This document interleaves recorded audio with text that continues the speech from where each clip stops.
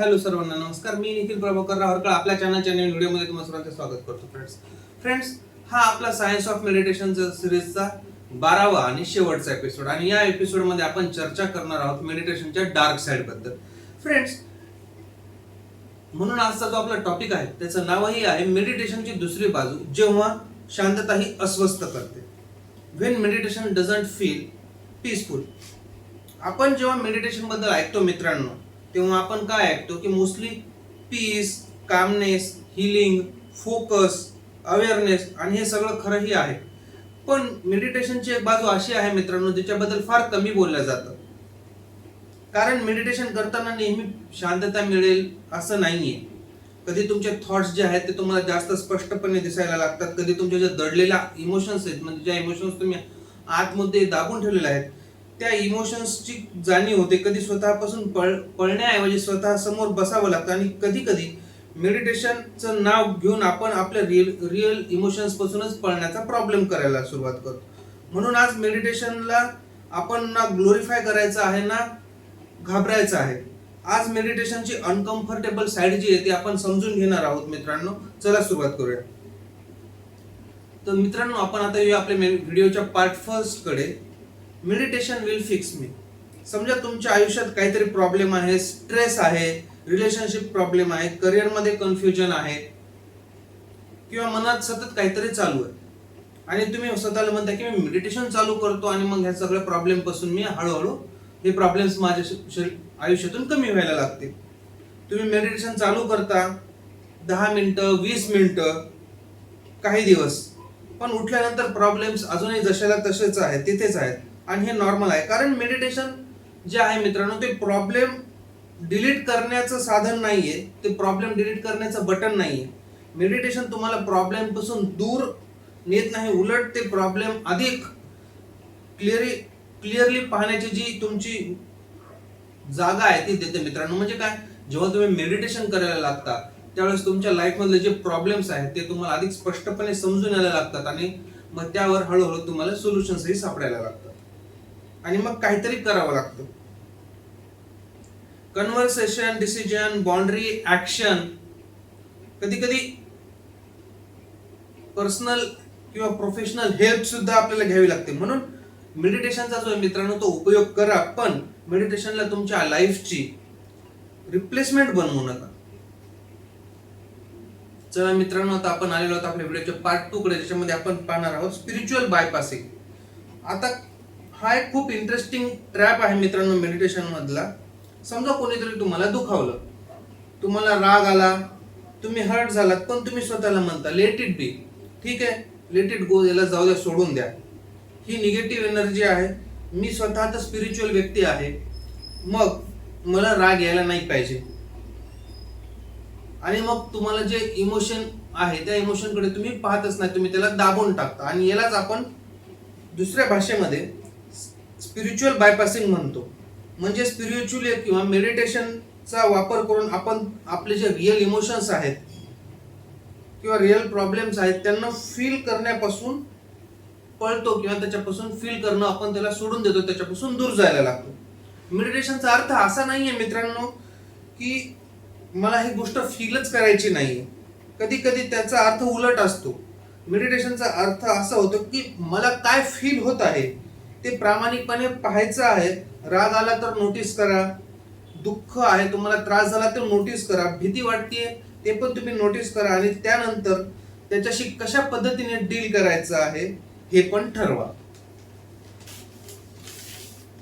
चला मित्रांनो, आता आपण आलेलो पार्ट 3 कडे. I meditate so I should always be काम.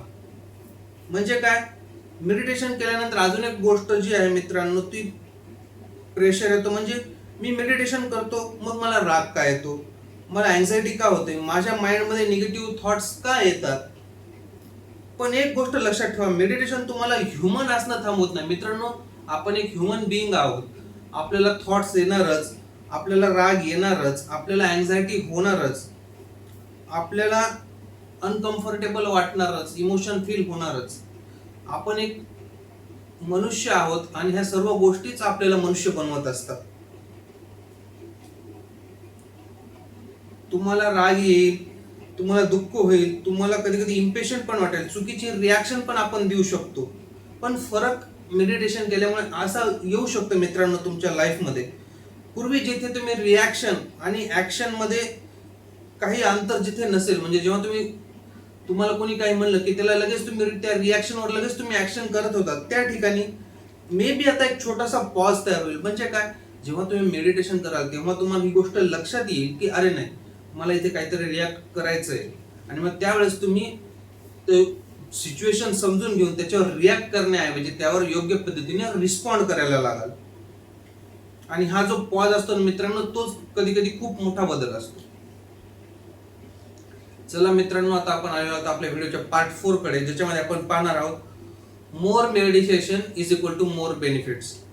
आता हा एक कॉमन अझम्पशन मित्रांनो, जर मेडिटेशन चांगलं असेल, जास्त असेल, तर मी अजून जास्त मेडिटेशन करतो. पण तसं नेसेसरीली नाहीये मित्रांनो. काय, मेडिटेशन ही काही कॉम्पिटिशन नाहीये. मी रोज 2 तास मेडिटेशनला बसतो, याचा अर्थ तुम्ही मेडिटेशन मध्ये दुसऱ्यांपेक्षा पुढे आहात असा कधीही होत नाही. म्हणजे तुम्ही 2 तास मेडिटेशन करता याचा अर्थ असा नाही होत की तुम्ही खूप ऍडव्हान्स मेडिटेशन प्रॅक्टिशनर आहात. कधी कधी 10 मिनिटांची कन्सिस्टन्सी जी असते ती ही खूप असते मित्रांनो, इनफ असते. कधी प्रॅक्टिस बदलण्याची गरज असू शकते आणि कधी कधी थोडं थांबून स्वतःकडे पाहण्याची ही गरज असते. कारण डिसिप्लिन महत्वाचा आहे मित्रांनो, पण सेल्फ अवेअरनेस आहे तो जास्त महत्वाचा आहे. कारण आपण कन्सिस्टंटली नुसतं फक्त मेडिटेशनच करत राहिलो, कधी कधी 10 मिनिटं, 20 मिनिटं, मग हळूहळू तासभर, याचा अर्थ असा नाही होत की आपण योग्य मेडिटेशन प्रॅक्टिस करतोय. आपल्याला कधी कधी थांबून हेही पाहावं लागतं की मी जी मेडिटेशन प्रॅक्टिस करतोय ती माझ्या जे प्रॉब्लेम्स आहेत त्यावर योग्य पद्धतीने लागू होते की नाही, त्याचा माझ्या बॉडीवर, माझ्या प्रॉब्लेम्सवर काही मला फरक पडतोय की नाही, माझ्यामध्ये काही चेंजेस येत आहेत की नाही. जर असं होत नसेल तर आपल्याला ती प्रॅक्टिस बदलण्याची गरज असते मित्रांनो. चला मित्रांनो, आता आपण आलेलो आहोत आपल्या व्हिडिओच्या पार्ट 5 कडे, जिथे आपण पाहणार आहोत व्हेन मेडिटेशन फील्स अनकम्फर्टेबल. आता एक सेन्सिटिव्ह पॉइंट मित्रांनो, काही लोकांना मेडिटेशन दरम्यान जे आहे अनकम्फर्टेबल थॉट्स किंवा इमोशन जाणवू शकतात आणि मग 2 एक्स्ट्रीम रिॲक्शन होतात. पहिलं म्हणजे काय, माझं मेडिटेशन चुकीचं आहे, किंवा दुसरी, काहीही जरी होत असेल तरी मला मेडिटेशन थांबवायचं नाही. ह्या दोन्ही पण योग्य अप्रोच असतीलच असं नाहीये मित्रांनो. अनकम्फर्टेबल एक्सपिरियन्सेस म्हणजे फक्त मी काहीतरी नोटीस करत आहे, पण जर एखादी प्रॅक्टिस तुम्हाला सतत डिस्ट्रेस देत असेल, म्हणजे जे एखादी जर तुम्ही मेडिटेशन प्रॅक्टिस करताय त्या प्रॅक्टिसमध्ये तुम्हाला कन्सिस्टंटली जर डिस्ट्रेस फील होत असेल, तर तो एक्सपिरियन्स मॅनेज करणं जर कठीण होत असेल, तर प्रॅक्टिसचा अप्रोच बदलायनं हे गरजेचं असतं. आणि गरज वाटल्यास क्वालिफाईड प्रोफेशनल कडून गायडन्स घेणंही गरजेचं असतं. कारण मेडिटेशन मध्ये असा रूल नाहीये मित्रांनो की पुश थ्रू एव्हरीथिंग, म्हणजे प्रत्येक गोष्टीतून पुश करा असं मेडिटेशन सांगत नाही. स्वतःला ऐकणं आणि समजून घेणं ही अवेअरनेसचा भाग आहे मित्रांनो. चला मित्रांनो, आता आपण आलेलो आहोत आपल्या व्हिडिओच्या पार्ट 6 कडे, मेडिटेशन ॲज अन एस्केप. आता मला वाटतं मित्रांनी की हा आपला जो आजचा एपिसोड आहे त्याचा सर्वात महत्वाचा भाग आहे आणि इम्पॉर्टंट पॉइंट आहे. कधी मेडिटेशन आपल्याला शांत करतं, पण कधी आपण मेडिटेशनचा उपयोग शांत राहण्यासाठी नाही तर रियालिटी अवॉइड करण्यासाठी करत असतो. म्हणजे काय, प्रॉब्लेम आहे मेडिटेशन करा, कन्व्हर्सेशन करायचे आहे मेडिटेशन करा, डिसिजन घ्यायचा आहे मेडिटेशन करा, बाउंड्री ठेवायची आहे मेडिटेट करा. आणि जेव्हा ऍक्शन घ्यायची वेळ येते तेव्हा आपण म्हणतो की ठीक आहे मी नंतर बघतो ह्या गोष्टीकडे.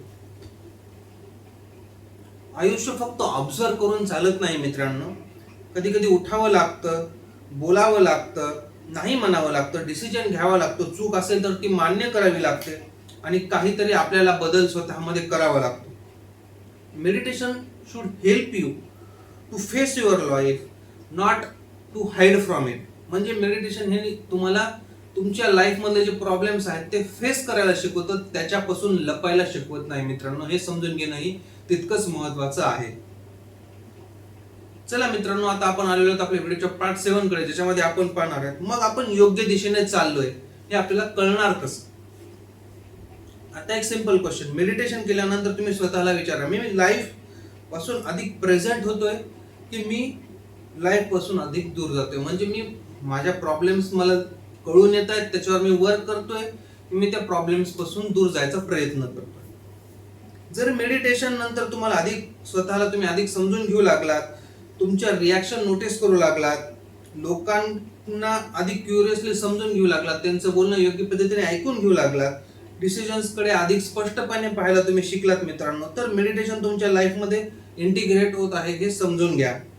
पण जर तुम्ही प्रत्येक अनकम्फर्टेबल सिच्युएशन मधून फक्त मेडिटेशन करून पळत असाल, तर तुम्हाला मेडिटेशन नाही, अप्रोच बदलण्याची गरज आहे मित्रांनो. चला मित्रांनो, आता आपण आलो आहोत आपल्या व्हिडिओच्या पार्ट 8 कडे, ज्याच्यामध्ये आपण पाहणार आहोत मेडिटेशन इज अ टूल. आता एक मोठी गोष्ट मित्रांनो, मेडिटेशन स्वतःमध्ये ना मॅजिक आहे ना मॉन्स्टर, तो एक टूल आहे. आता हा जो टूल आहे, तो टूल आपण कशासाठी वापरतो, कशा पद्धतीने वापरतो आणि त्याच्यामधला नेमका कोणता टूल आपल्यासाठी योग्य आहे, हे महत्वाचं पाहणं आहे आणि हे आपल्याला स्वतः समजून घ्यायला पाहिजे मित्रांनो. आता एक तुम्हाला मी छोटंसं उदाहरण देतो या गोष्टीबद्दल. समजा तुमच्या गाडीचा एक नट तुम्हाला टाईट करायचा आहे आणि तो नट टाईट करण्यासाठी तुम्हाला एक स्पेसिफिक प्रकारचा पाना लागतो, जो एक स्पेसिफिक साईजची एलकी लागते. समजा आता तुमचा जो स्क्रू आहे तो 12 नंबरच्या पाण्याने टाईट होत असेल किंवा एक 6 नंबरच्या एलकीने तो स्क्रू टाईट होत असेल, तर तुम्ही काय करणार, 12 नंबरचा पानाच वापरणार किंवा 6 नंबरची जी एलकी आहे तीच वापरणार. त्या ठिकाणी तुम्ही असं नाही करणार ना मित्रांनो की ठीक आहे मी 12च्या ऐवजी 10 नंबरचा पाना बसवतो. 10 नंबरचा पाना तुम्ही 12 नंबरच्या स्क्रू साठी बसवायला जाल तर तो लहान पडेल, किंवा तुम्ही 14 नंबरचा पाना वापरला तर तो तिथे बसणार नाही, तो मोठा होईल. असंच आपलं आयुष्याबद्दलही आहे मित्रांनो. योग्य मेडिटेशन प्रॅक्टिस करणं हे महत्वाचं आहे.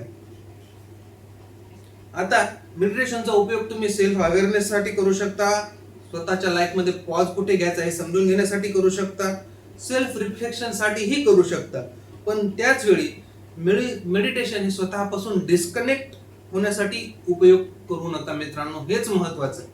म्हणजे काय, जिथे ज्या पद्धतीचं मेडिटेशनची तुम्हाला गरज आहे त्याच प्रकारच्या मेडिटेशनची प्रॅक्टिस तुमच्या लाईफ मधला तो प्रॉब्लेम सॉल्व्ह होईपर्यंत तुम्हाला कन्सिस्टंटली करायची आहे.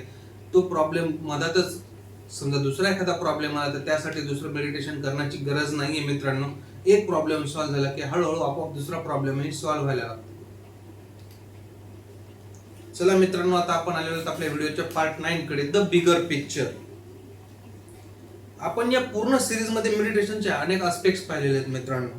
मेडिटेशन म्हणजे काय, ते कसं काम करतं, मग त्याच्यानंतर brain, body, healing, emotions, goals, manifestation,